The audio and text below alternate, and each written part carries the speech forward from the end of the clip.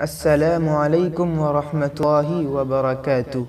نوجوانوں کے لیے سبق آموز واقعہ۔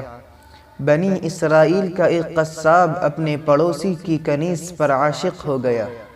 اتفاق سے ایک دن کنیز کو اس کے مالک نے دوسرے گاؤں کسی کام سے بھیجا۔ قصاب کو موقع مل گیا اور وہ بھی اس کنیز کے پیچھے ہو لیا۔ جب وہ جنگل سے گزری تو اچانک قصاب نے سامنے آ کر اسے پکڑ لیا اور اسے گناہ پر آمادہ کرنے لگا۔ جب اس کنیز نے دیکھا کہ اس قصاب کی نیت خراب ہے تو اس نے کہا، اے نوجوان، تو اس گناہ میں نہ پڑ۔ حقیقت یہ ہے کہ جتنا تو مجھ سے محبت کرتا ہے اس سے کہیں زیادہ میں تیری محبت میں گرفتار ہوں، لیکن مجھے اپنے مالک حقیقی کا خوف اس گناہ کے ارتکاب سے روک رہا ہے۔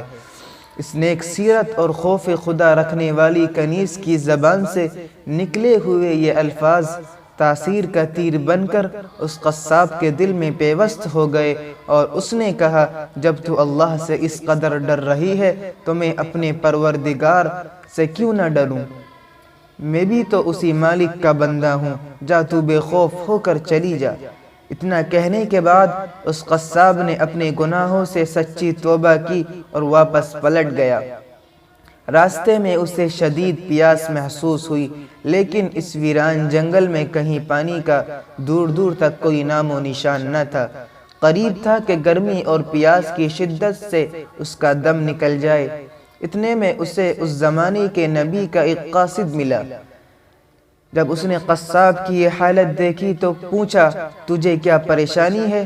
قصاب نے کہا، مجھے سخت پیاس لگی ہے۔ یہ سن کر قاصد نے کہا، آؤ ہم دونوں مل کر دعا کرتے ہیں کہ اللہ ہم پر اپنی رحمت کے بادل بھیجے اور ہمیں سیراب کرے یہاں تک کہ ہم اپنی بستی میں داخل ہو جاویں۔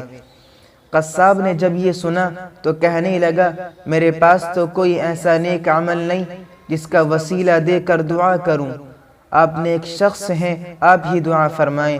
اس قاصد نے کہا، ٹھیک ہے، میں دعا کرتا ہوں، تم آمین کہنا۔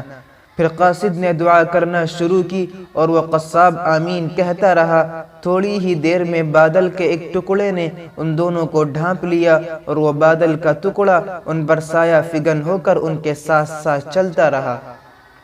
جب وہ دونوں بستی میں پہنچے تو قصاب اپنے گھر کی جانب روانہ ہوا اور وہ قاصد اپنی منزل کی طرف جانے لگا۔ بادل بھی قصاب کے ساتھ ساتھ رہا۔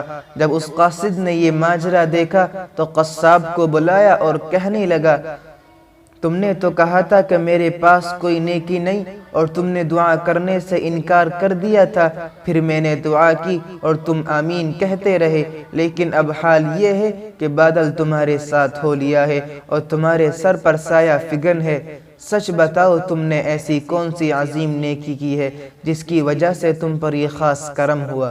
یہ سن کر قصاب نے اپنا سارا واقعہ سنایا اور اس پر قاصد نے کہا، اللہ کی بارگاہ میں گناہوں سے توبہ کرنے والوں کا جو مقام اور مرتبہ ہے وہ دوسرے لوگوں کا نہیں۔ بے شک گناہ سرزد ہونا انسان ہونے کی دلیل ہے، مگر ان پر توبہ کر لینا مومن ہونے کی نشانی ہے۔